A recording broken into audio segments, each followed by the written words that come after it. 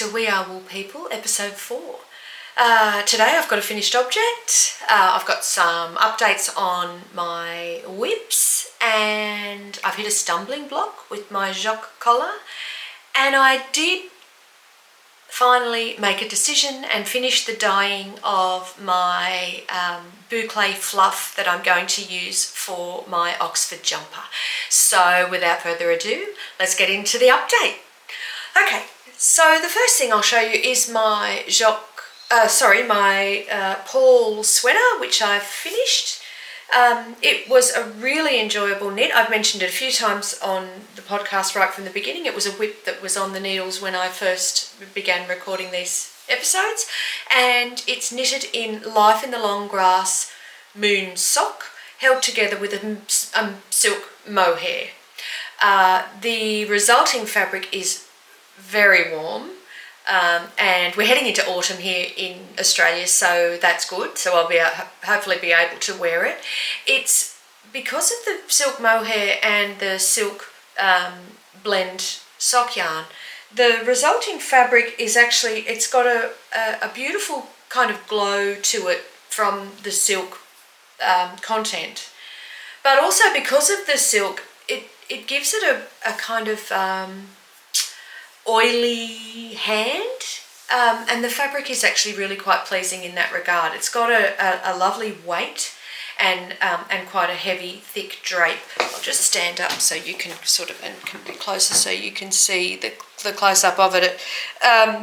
One thing about holding two yarns together when one of them is a silk mohair blend is that it actually is a little bit challenging to ensure that every single stitch that you knit picks up both the strand of the sock yarn and the strand of the silk mohair. You'd think that it would be easier than it actually is. So I do have noticed that a few stitches throughout the knit have only got the strand of the sock yarn, and I have actually missed a strand of the kid silk yarn here and there. I guess that's what gives it its handmade uniqueness, right? The other thing that I will mention about the yarn, and you can't really see it, so I'm kind of happy. You can't see it on the camera, a little bit more obvious in real life, I guess, is that I didn't alternate skeins in between the knitting all the way through to manage any colour variations there were in the skeins, and you can kind of see it. It's not a deal breaker like I mentioned before, but you know, it is something. If I started again, I'd probably alternate all the way through, which is a bit of a pain in the neck, but anyway, it's done. I really do quite like it, and again, luckily I've got a bit of video that I'll show, but it really matches the jeans that I've got to wear with it too. So, you know, two matchy things that are finished for winter 2024. So, let's talk about next. What are we going to talk about next? I know, we'll talk about the dyeing. So last episode I showed quite a few, I'll just get these over, quite a few iterations of colours that I'd hand dyed as samples, or you know, as experiments to find what I was going to knit this beautiful boucle fluff that I bought to make my Oxford jumper. I tried an olive green, I tried a burnt orange, a couple of iterations of orange and a brown. None of them really did much for me, and I think that's probably because I really don't like orange very much. So then I got something caught here. So then I thought, well, what colour do I like? And I really like burgundy and I really like red. So I had a go at burgundy on some Bendigo Woolen Mill luxury 4-ply that I have a lot of in cream. So I skeined up a few on the Nitty Noddies, and I was experimenting with those. One of the colours I used is this colour, which is it was very dilute, and I knew it was going to be dilute when I dyed it. This colour is called Bloodwood. It's a landscapes dye in Bloodwood. I used it very dilute because I just wanted to look at the hue, not so much the intensity of it. And when I did dye this up, to my mind, it wasn't in the burgundy realm. It was probably a little bit too sort of pink. So then I tried a different dye. This one's a jacquard dye that's called Burgundy. And as you can see, much more burgundy, but still in the pink side of burgundy. And what I wanted was something that was more in the red side of burgundy.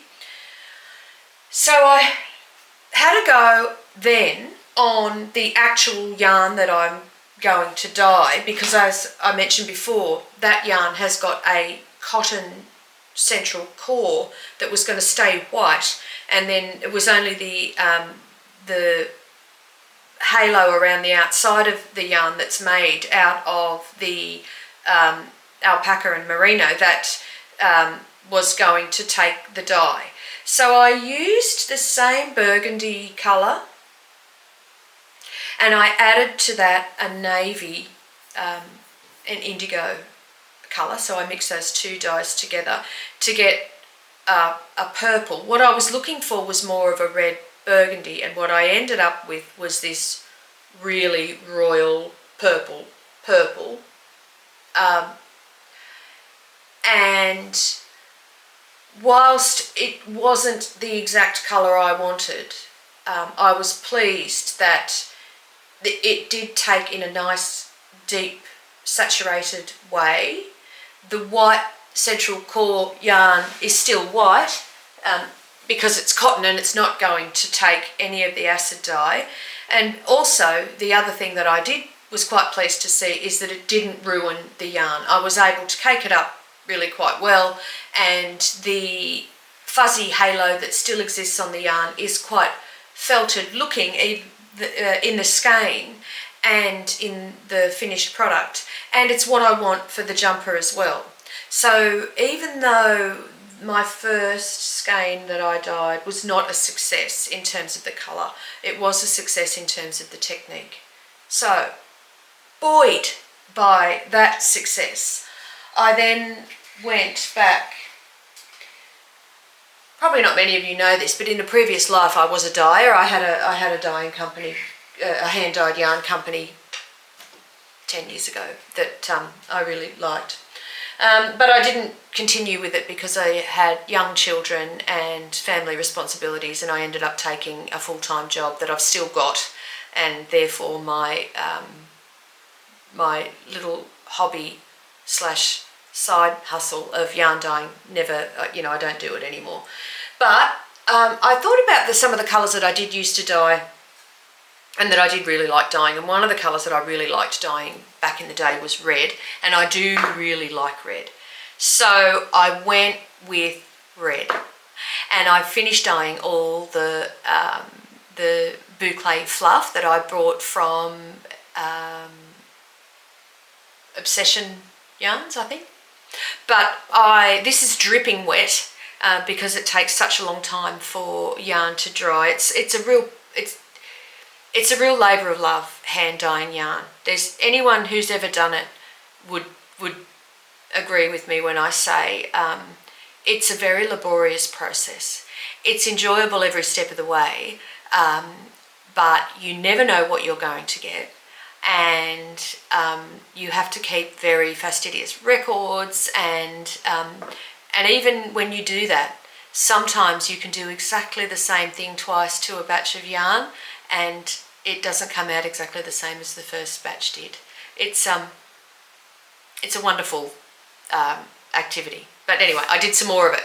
I went for red, and this is, like I said, dripping wet, and it's just come out of the rinse bath, where I'm going to give it all a good squeeze and let it dry in the sun, and then I'm going to reskein it all, and this is the colour that I'm going to make my Oxford jumper in. It's beautiful. I'm really pleased. It's a very bright, saturated, clear red. And it's not pink, and it doesn't sit on the pink side. It's also not blue. It's just a really lovely, clear, true red, and I am really happy with it. And I've got 5 skeins of it that are drying, and I will have them all caked up next week, and maybe even have my Oxford jumper cast on. So that's the update on my boucle yarn. Now the next thing I'll tell you about is the Jock collar. Do you remember? I started it on the alpaca yarn that I bought, the sheer luxury alpaca yarn that I bought in Canberra, and I didn't get very far because I actually made a mistake. And then I noticed, even in that short amount of knitting that I was doing there, that the actual texture of the yarn is not evenly textured. It's a little bit thick and thin because of the rustic nature of the natural alpaca yarn. So I thought about that Jock collar, and the aesthetic, the aesthetic of that Jock collar is a very tailored kind of crisp aesthetic. And so I thought, well, maybe that rustic alpaca yarn might not be the ideal yarn for that pattern. So I started again on using Bendigo Woolen Mills alpaca yarn, and it's a colour called Midnight something, and it looks like a black yarn, but it actually isn't black. It's a really, really inky midnight blue, and it's got a fleck of almost olive green and some lighter guard hair from the alpaca fleece. It's a really lovely, interesting, deep kind of atmospheric, moody, wintry yarn, and I really do quite like it. Now, it comes out of deep stash. I've had it for many years, and I started again using that yarn, and I'm really quite pleased with how it's come up. I'll just give you a bit of a...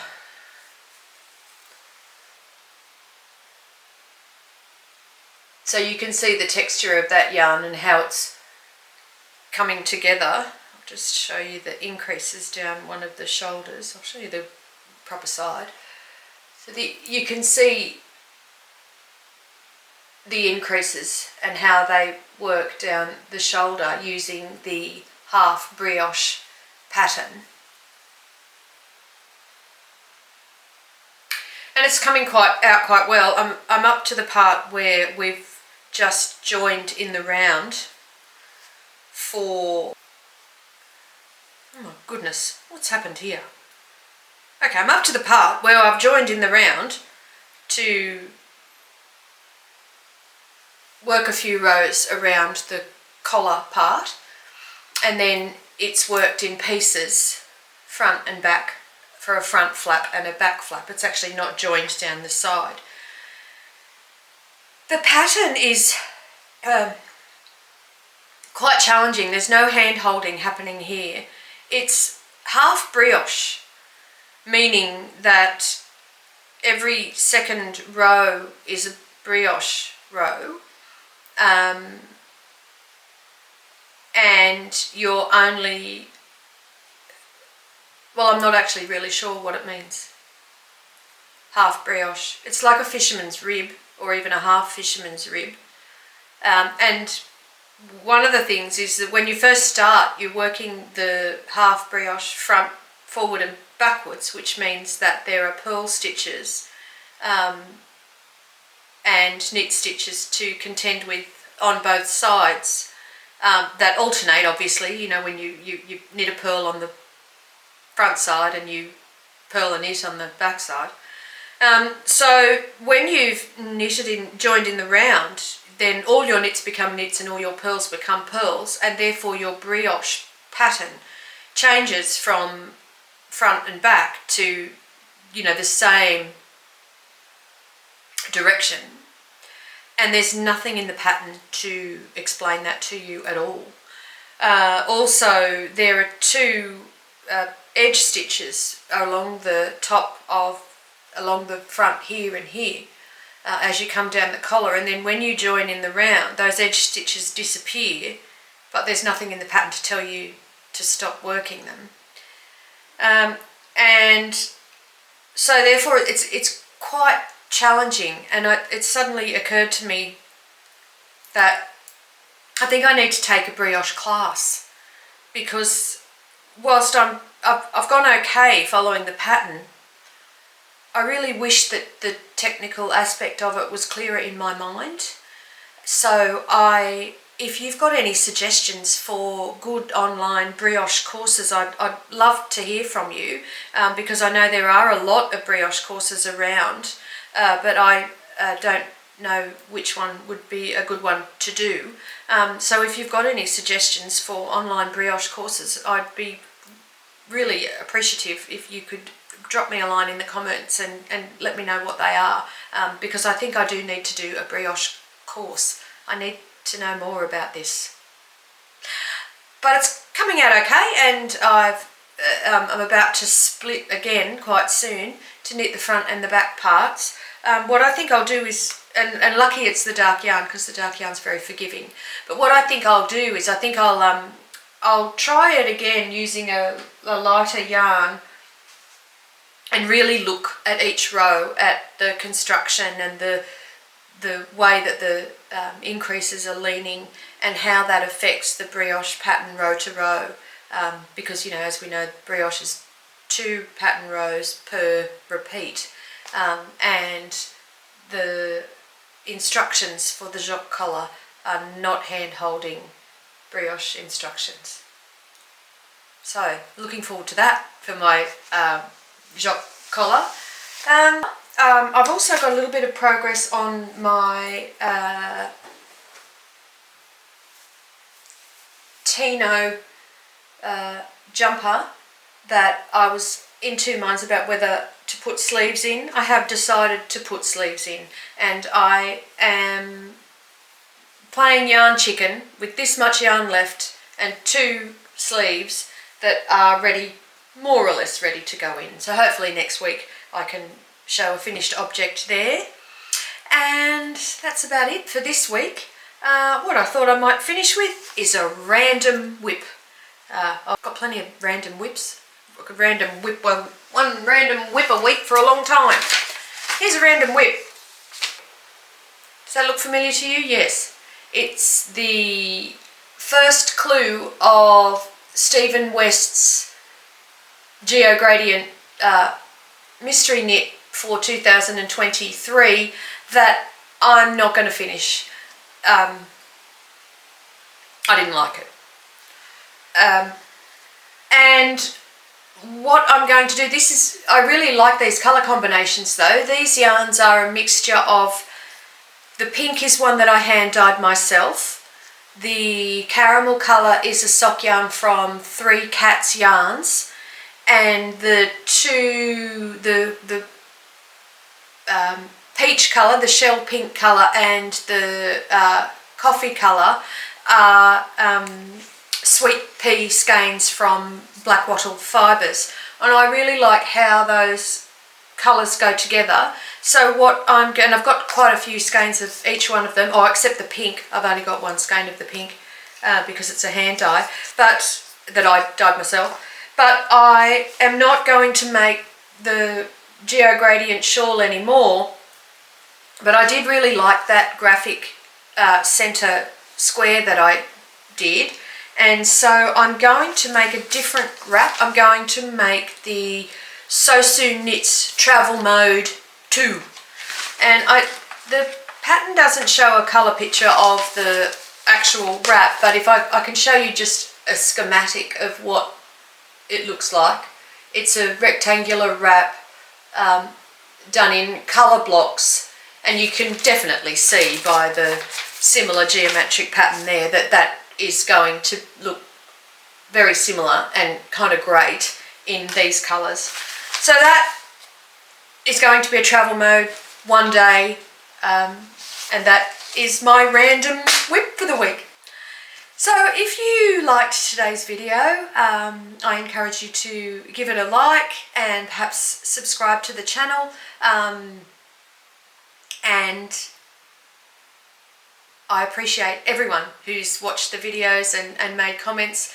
It's been great fun making these videos, and I look forward to seeing you again. Thank you very much. Bye.